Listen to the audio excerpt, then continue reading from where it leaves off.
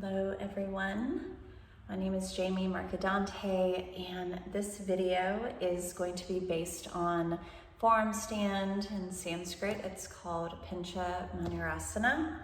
So this is my favorite inversion. It took me probably about 5 years to really get into the posture, especially away from the wall.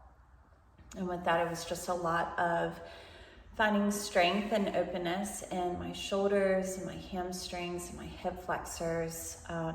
And so I am going to talk about and show you just different ways to get into the inversion. And the only prop that you may need is a block if you care to use it. I like to use the block early on in this posture because it just really helps to stabilize the shoulders. So let's go ahead and begin.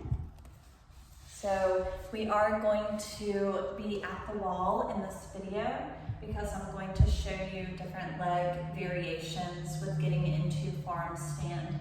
And also we will be using the block in the beginning. And if you don't want to use the block anymore, then you don't have to. It's just a different variation and just to give you a little bit of a different perspective in this posture.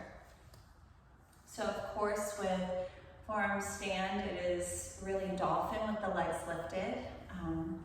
And so we are going to start with just kind of feeling our lats and really kind of warming up our chest and our shoulders. So we are going to visit dolphin and we're going to be using the block with this. So whenever you come into dolphin, I want you to think of just the engagement of your forearms and your elbows, and instead of, in a way, like pulling the forearms and elbows away from one another, I want you to think of the action of drawing them in. With drawing them in, you're going to be getting away from your trapezius muscles, your traps. We use them all the time, it seems like. We're going to get more into the lats with really kind of finding that stabilization with using our back being upside down. And also it's going to help with wrapping around with engaging the core. So with the first leg variation, you are going to notice that you're going to have an arch in your back. And of course, whenever the legs become straight, how my body is built, and doing this again and again, you will see a slight arch, and that's just how my pincha looks, and that's okay, everyone is different. But it's really with getting the legs up, really focus on drawing the navel in towards the spine, finding that core stability, so that way you aren't dumping all of kind of like the weight and the engagement into your lower back. So let's go ahead and bring the palms flat and find that L shape with your index finger and your thumb framing the block. And this is what is going to just kind of show you that shoulder width apart alignment. So with dolphin, of course, the head and neck are going to be relaxed.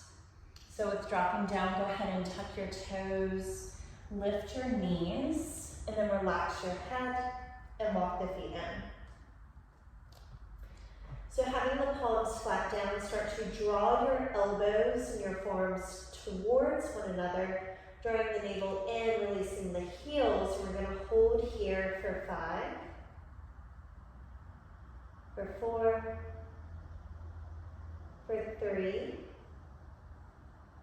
for 2, and then walking the feet back, go ahead and drop the knees down and have a seat on your heels. You can always come into child's pose with bringing the forehead down to the mat if you just need a moment of grounding, but if not, just relax here, relaxing your hands. Go ahead and close your eyes and deepen your breath.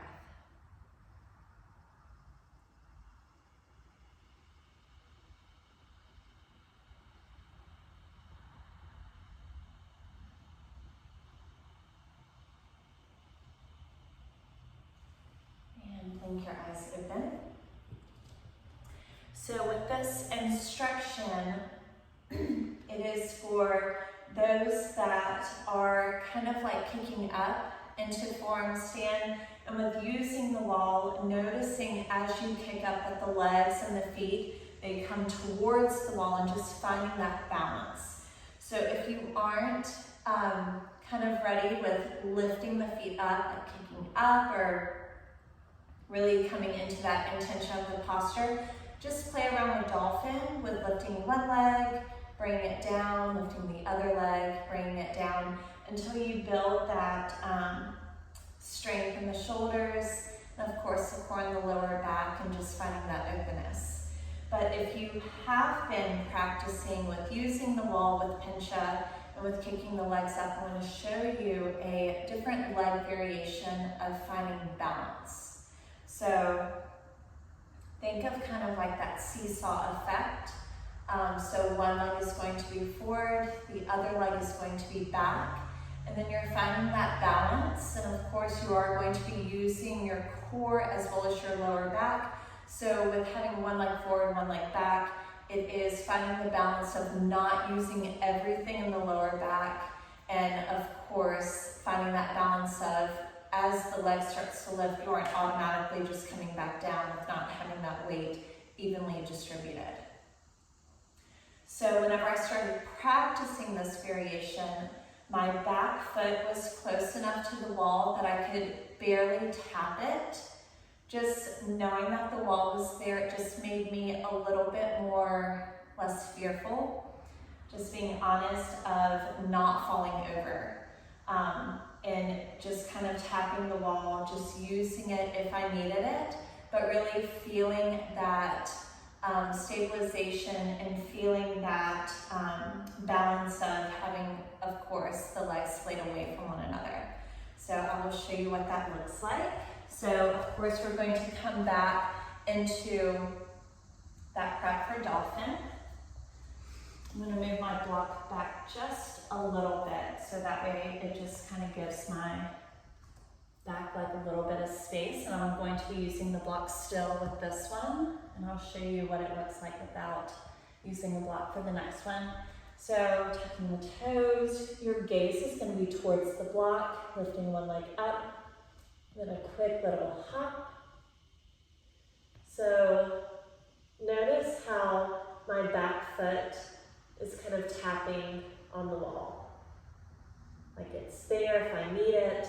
And I'm hugging my right knee in towards my chest. My back foot is kind of relaxed. And just knowing that the wall is there. Just breathing here. And then coming down.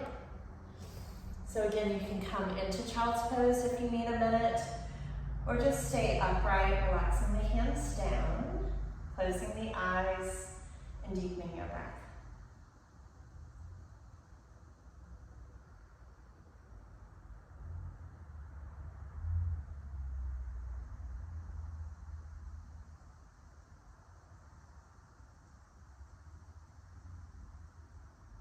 Take one more cycle of breath here.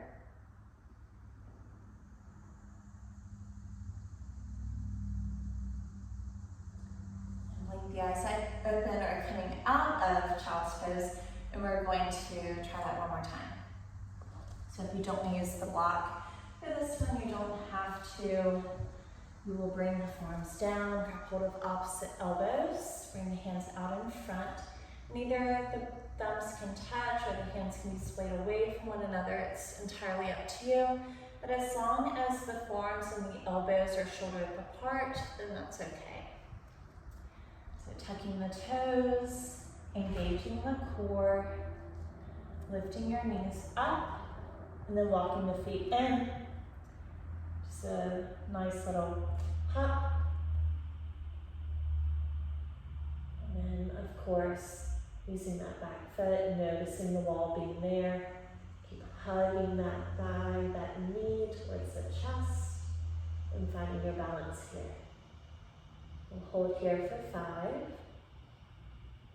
for 4, for 3, for 2, and then slowly come back down.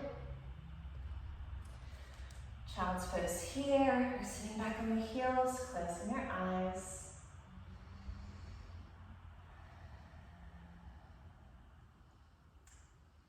Deepening your breath.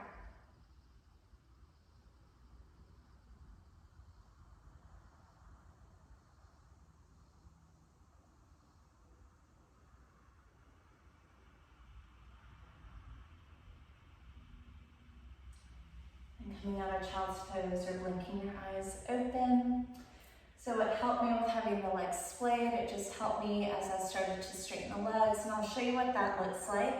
But continue to practice with using the wall. Legs are splayed, finding that balance of stability.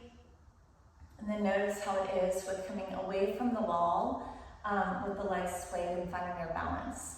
So I'll show you kind of like the full version with the legs up, and I'll show you the reasoning behind with having the legs splayed away from one another, with finding that balance of lifting both legs up. So of course I'm even further away from the wall. Bring the hands down. You can still use a block if you care to. So a quick little hop. Legs are splayed, still hugging the right knee in and lifting the back leg. Guiding front leg up, feet are together, pressing into the mat, holding for 5, for 4, 3, 2, and then slowly coming down. And that's it. So play around with using the wall or finding forearm stand away from the wall, either legs splayed, or if you have that, then start to practice with lifting the back leg up and then lifting the forward leg up as well and coming into the full version of the posture. As always, thank you for sharing your time as well as your practice with me, and namaste.